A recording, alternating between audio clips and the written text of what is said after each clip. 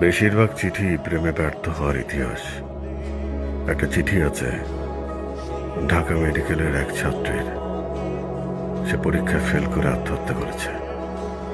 একটা ক্লাস 10-এর মেয়ের চিঠি আছে, মা বকা দিয়েছে তাই অভিমান করে আত্মহত্যা করেছে।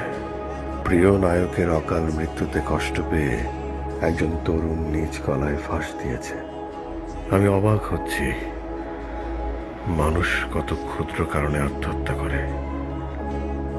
কেউ আত্মহত্যা করে অভিমানে, কেউ করে ব্যর্থতায়, কেউ করে দায়িত্ব এড়াতে, কেউ করে লজ্জায়। কিন্তু আপনার যদি নিজের প্রতি প্রচন্ড ঘৃণা সৃষ্টি হয়, তখন আপনি কি করবেন? গত 3 দিন ধরে আমি নিজেকে কোনোভাবেই সহ্য করতে পারছি না।